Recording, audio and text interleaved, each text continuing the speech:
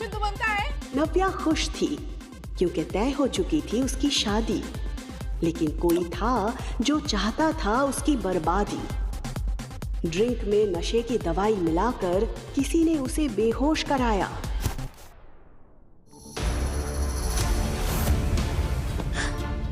ऋषि, उसे महसूस हुआ कि ऋषि की उंगलियां उसके बालों में घूम रही है। ऋषि, शादी से पहले प्लीज ये सब नहीं। कुछ देर बाद उसकी आंखें पूरी तरह से बंद हो गई और वो कब सो गई उसे पता ही नहीं चला। अगली सुबह नव्या का सर इतना भारी था कि उसकी उठने की हिम्मत नहीं हो रही थी। अगले ही पल फिर से डोरबेल की आवाज आई।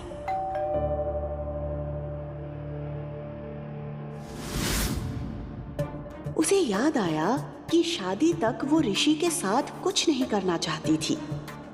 मैं ऋषि के साथ यहाँ? ओह गॉड। ऋषि प्लीज देखो दरवाजे पे कौन है।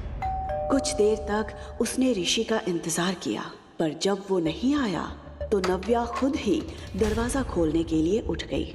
नव्या को समझ नहीं आ रहा था कि अगर ऋषि उसके सामने खड़ा था तो कल रात उसके साथ कमरे में कौन था।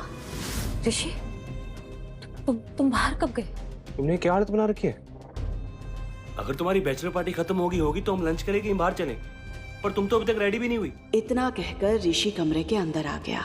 ऋषि बिस्तर की हालत और उस पर पड़ी एक जेंट्स टाई देखकर समझ गया था कि कल रात क्या हुआ होगा। ऋषि मेरी बात सुनो। तुम कल रात? ऋषि जैसा तुम सोच रहे हो वैसा कुछ। Don't you dare. सब समझ आ रहा है। ये बिस्तर, ये टाई, ये वाइन का गिलास, सब समझ आ रहा है। 2 दिन में हमारी शादी है और तुम कल रात हो किसी और के साथ। नहीं ऋषि, ऋषि ऋषि मेरी बात सुनो। मैंने कुछ गलत नहीं किया ऋषि, शायद कुछ गलतफहमी हुई है। ऋषि। नव्या चिल्लाते हुए नंगे पैर ऋषि के पीछे दौड़ रही थी, लेकिन ऋषि ने उसे एक बार भी पलटकर नहीं देखा। वो सीधे अपनी गाड़ी में बैठकर वहां से निकल गया। उसने तुरंत टैक्सी किया और ऋषि के पीछे चली गई। लेकिन सिन्हा पैराडाइज में उसका स्वागत एक जोरदार थप्पड़ के साथ हुआ। बेशर्म! मुझे शर्म आती है कहते हो कि तुम मेरी बेटी हो। शेखर के ठीक बगल में ऋषि खड़ा था, जिसे देखकर नव्या समझ गई थी कि उसने सब कुछ घर में बता दिया है। पापा, ये जो कुछ भी हुआ ना, इसमें मेरी कोई भी गलती नहीं है। तुम भी अपनी माँ की तरह ही निकली, शेमलेस। अरे पहले उसने शेखर को चैन से नहीं जीने दिया और अब तुमने। क्या कमी रह गई थी ऋषि में जो तुम्हें किसी और के पास जाना पड़ा? अरे माँ, कम से कम आप तो बस करिए ना। पापा की तबीयत खराब हो रही है, इनका ध्यान रखिए। पापा। शिखा नव्या की सौतेली माँ थी और कनिका सौतेली बहन।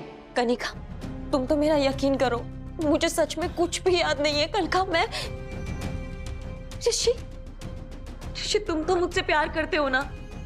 तुम तो मुझ पे ट्रस्ट करो प्लीज, प्लीज। ट्रस्ट? ये शब्द तुम्हारे मुंह से अच्छा नहीं लग रहा। जिस लड़की से मैंने प्यार किया था वो तो रात को किसी और की हो गई थी। नहीं ऋषि, प्लीज ट्रस्ट मी। अब बस, तुम्हें जो ठीक लगता था तुमने किया, अब मैं वो करूंगा जो मुझे ठीक लगता है। नव्या के साथ बाकी घरवाले भी ऋषि शेखावत का इशारा समझ गए थे। ऋषि ने तुरंत अपनी उंगली से एंगेजमेंट रिंग उतारी और वहीं सबके सामने जमीन पर फेंक दी। ये रिश्ता मैं अभी के अभी खत्म करता हूँ। I am breaking up with you. आज के बाद अपनी ये मनुष्य शक्ल मुझे मत दिखाना।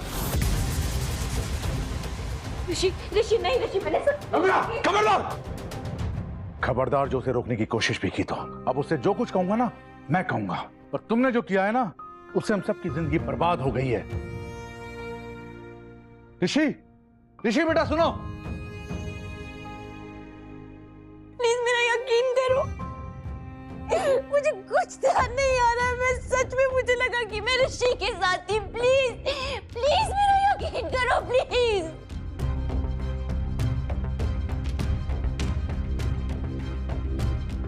कनिका प्लीज, तुम तो मेरा यकीन करो प्लीज।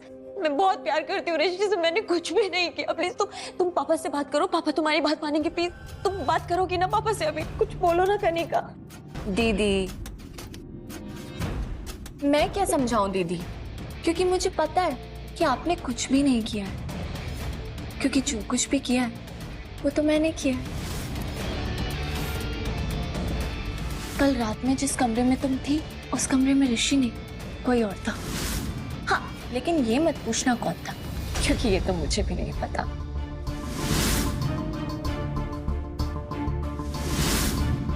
और मैंने ये सब इसलिए किया क्योंकि अगर कोई ऋषि से शादी करेगा तो वो मैं होंगी। तुम ऐसा सोच भी कैसे सकती हो? मैं ऐसा सोच ही नहीं सकती, कर भी सकती हूँ। और देखो, मैंने ऋषि को तुमसे हमेशा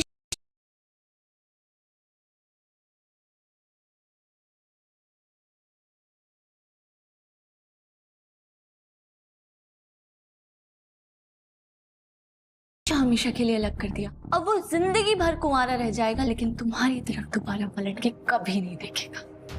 बचपन से तुमसे मैं नफरत करती हूँ और हमेशा तुमसे जीतती आई हूँ।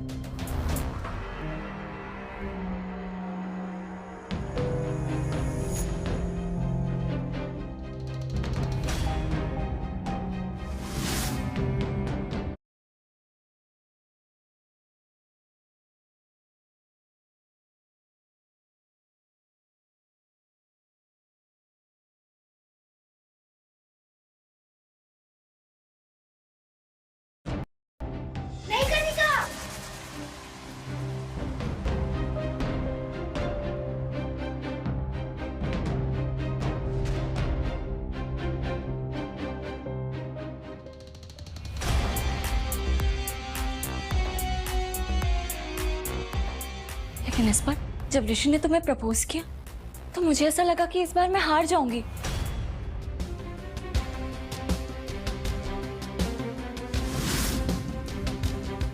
Miss Navya, will you marry me?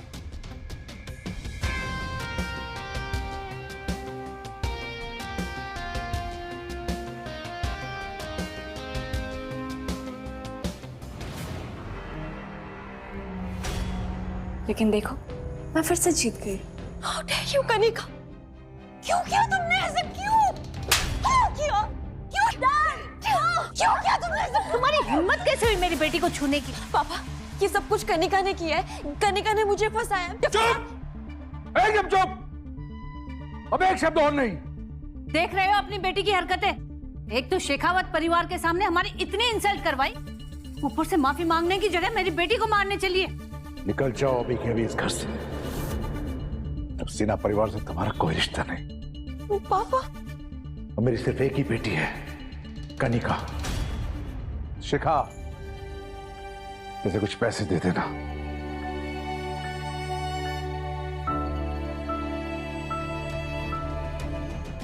उसके पिता शेखर का फैसला उसे अंदर ही अंदर तोड़े जा रहा था। वो समझ चुकी थी कि अब उसे अपने ही घर को छोड़ना पड़ेगा, इसलिए अपना सामान लेकर वो घर से निकल गई। दिल्ली के सबसे बड़े ऑफिस के कैबिन में आहूजा इंडस्ट्रीज का मालिक अविनाश आहूजा अपने असिस्टेंट के साथ बैठा था। अविनाश 27 साल का यंग हैंडसम बिजनेसमैन था, जिसकी एक झलक के लिए भी लड़कियां तरसती थी। बिजनेस वर्ल्ड में उसकी काबिलियत के साथ उसके गुस्से की भी चर्चा होती थी। मतलब शशांक, तुम ये कहना चाहते हो कि कल रात में किसी लड़की के साथ था और तुम्हारे पास उसके बारे में कोई इन्फॉर्मेशन नहीं है? सर, बहुत बड़ा ट्रैप था। Are you out of your mind Shashank? Sorry sir, हमने बहुत कोशिश की बट लड़की का चेहरा नहीं देख पाए। एक्चुअली सीसीटीवी सारे सामने से बंद थे, सिर्फ ये दिखाई दिया कि एक लड़की ने दूसरी लड़की को आपके कमरे में भेजा था। अविनाश सीसीटीवी वीडियो देखकर शॉक्ड था। शशांक, इस होटल के सारे एविडेंस मिटा दो। किसी को नहीं पता चलना चाहिए कि मैं कल रात किसी लड़की के साथ था। अगर ये बात मीडिया तक पहुंची तो मेरी रेपुटेशन के लिए ठीक नहीं होगा। शशांक ने तुरंत हाँ में सर हिलाया और अपने काम के लिए तेजी से निकल गया। अविनाश और शशांक ने उस लड़की की आइडेंटिटी पता करने की बहुत कोशिश की जो उस रात अविनाश के साथ थी, लेकिन उनके हाथ कुछ भी नहीं आया था। इस बात को 6 साल बीत चुके थे। नव्या और अविनाश दोनों ही इस बात से अनजान थे कि उस रात वो किसके साथ थे। दोनों ही अपनी अपनी जिंदगी में आगे बढ़ चुके थे। 6 साल तक नव्या ने काफी परेशानियां झेली, पर उसके साथ एक ऐसी खुशी थी जिसने उसकी हर मुश्किल को आसान कर दिया था। उसने अब अकेले उस खुशी के साथ जीना सीख लिया था। पापा,